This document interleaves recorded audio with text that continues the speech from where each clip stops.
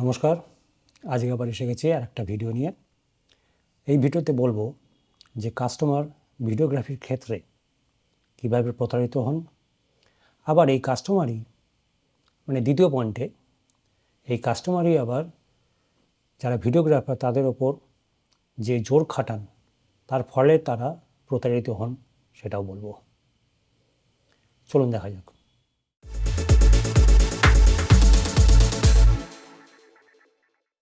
প্রথম point, customer কিভাবে প্রতারিত হন। কাস্টমার অনেক সময় এটা চায় যে তার ভিডিও যেন হাইয়েস্ট রেজলিউশন হয়, অ্যাটলিস্ট 4K UHD। তো এই ক্ষেত্রে যারা আর কি ভিডিওগ্রাফার বা যারা আর কি ভিডিওটা বানাচ্ছে তারা কি করে, অনেক সময় দেখা গেছে যে নর্মাল এইচডি বা ফুল এইচডি রেকর্ডিং করে, নর্মাল এইচডি হচ্ছে গিয়ে 720p আর ফুল এইচডি হচ্ছে গিয়ে 1080p, ওই ফরম্যাটে রেকর্ডিং করে, ওই রেজলিউশনে রেকর্ডিং করে তারপর কি করে, ভিডিওটাকে টেনে হিঁচড়ে 4K-তে নিয়ে যায় পোস্ট প্রসেসিংয়ে, তারপর সেটা কাস্টমারকে ডেলিভার করে।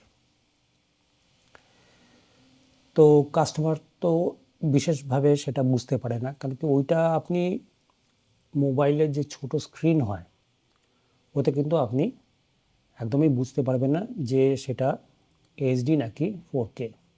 কারণ মোবাইলে যখন আর কি চলে সেটা কিন্তু 4K চলে না, সেটা সবসময় খুব বেশি হলে ফুল এইচডি চলে বা 1080p। তো যাই হোক, এখন সেই কাস্টমার কিভাবে বুঝবে যে যখন আর কি ভিডিও রেকর্ডিং চলছে সেটা 4K হচ্ছে নাকি ফুল এইচডি হচ্ছে। অ্যাকচুয়ালি কী হয়, যে র ভিডিওটা আছে সেটা কিন্তু কাস্টমার কখনোই পায় না এবং সেটা কাস্টমারকে দেওয়া উচিত না। তার কারণ হচ্ছে গিয়ে এটা পুরোপুরি যে ভিডিওটা করছে বা যে কোম্পানি সেই ভিডিওটা করছে তাদের সম্পত্তি, কাস্টমার শুধু পাবে এন্ড প্রোডাক্ট। তো আপনি কিভাবে গিয়ে দেখতে পারেন, সেখানে ভিডিও চলাকালীন গিয়ে ওই স্ক্রিনের মধ্যে চেক করতে পারেন, বা ভিডিও রেকর্ডিং চলাকালীন আর কি বলছি, যে সেটা রেকর্ডিংটা 4K-তে হচ্ছে কি না। যেমন এখানে আমি দেখিয়ে দিচ্ছি, এই শটটায় দেখতে পাচ্ছেন, এটার মধ্যে ওপরের পার্টটায় লেখা রয়েছে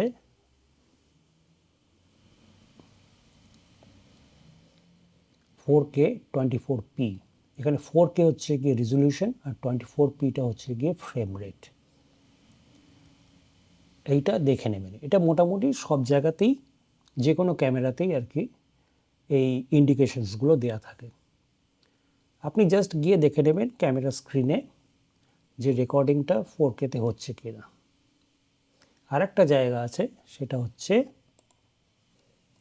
এইখানে যে ফাইল ফরম্যাটটা রয়েছে সেই ফাইল ফরম্যাটটা 4K-তে রয়েছে কিনা। যেমন এই মুহূর্তে আমার ক্যামেরায় এটা রয়েছে XAVC-S 4K ফাইল ফরম্যাটে আর কি রেকর্ডিং হচ্ছে। আরও অনেকগুলো ফরম্যাট আছে 4K-তে। আমার ক্যামেরায় 4K-র 3টে অপশান আছে, অন্য ক্যামেরা এর থেকে বেশিও থাকতে পারে বা কমও থাকতে পারে। অ্যাজ এ কাস্টমার এটা আপনার অধিকারের মধ্যে পড়ে যে কী রেকর্ডিংটা হচ্ছে সেটা আপনি নিজে যাতে চাক্ষুষ করতে পারেন, কোন ফরম্যাটে হচ্ছে, রেজলিউশন কী, এগুলো অবশ্যই কাস্টমার হিসেবে আপনার দেখার অধিকার আছে। অরিজিনাল ফাইল না পেলেও এগুলো অবশ্যই আপনি দেখে নেবেন। এবার আসি দ্বিতীয় পয়েন্টে, কাস্টমার কি করে তার স্বভাবের জন্য প্রতারিত হন। অনেক কাস্টমারই আছে, দেখবেন যে তাদের এক্সপেকটেশনটা হচ্ছে গিয়ে একদম হাই কোয়ালিটি ভিডিও রেকর্ডিং হবে, কিন্তু পয়সা দেওয়ার বেলা একদমই কম। যখন প্রোডাক্ট চাই বলবে তখন বলবে যে আমার একদম হায়েস্ট কোয়ালিটি চাই, 4K UHD একদম ঝকঝকে রেকর্ডিং। কিন্তু পয়সার বেলা তখন বলবে 5-10 হাজারে হয়ে গেলেই তো হয়, তাই না? না, তা নয়।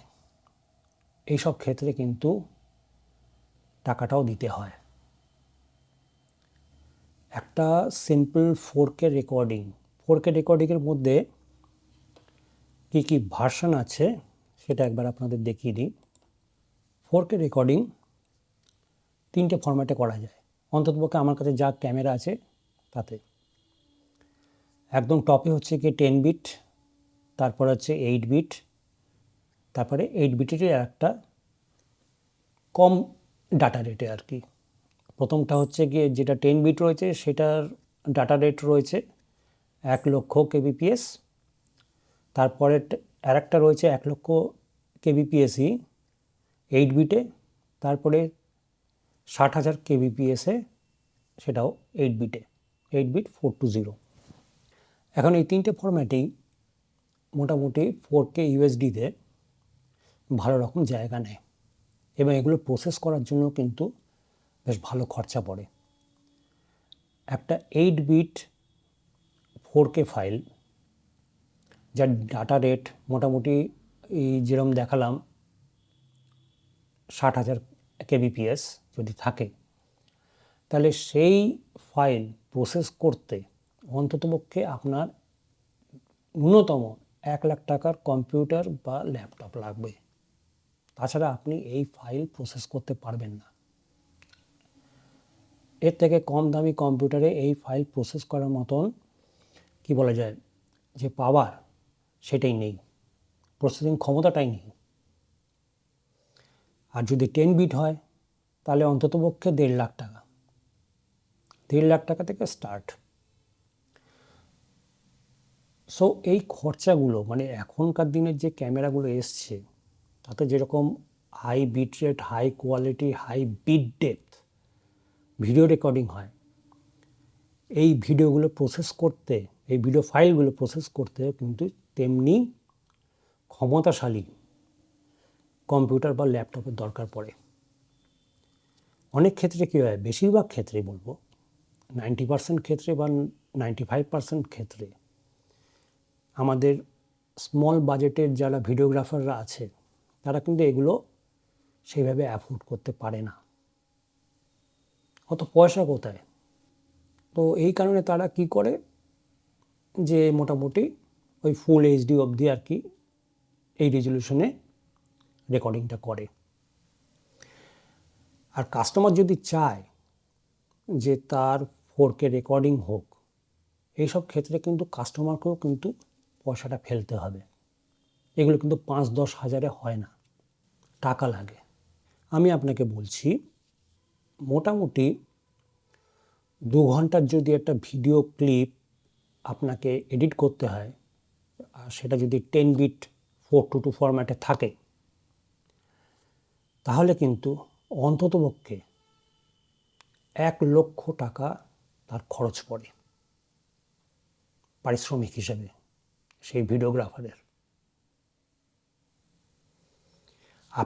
কাস্টমার যদি আশা রাখে যে সেটা 5-10 হাজারে করব, তাহলে কিন্তু হয় না। তাহলে কিন্তু আপনি ওই 5-10 হাজারে ওই নকল 4Kই পাবেন, এইচডি থেকে টেনে যেটাকে 4K করা হয়েছে।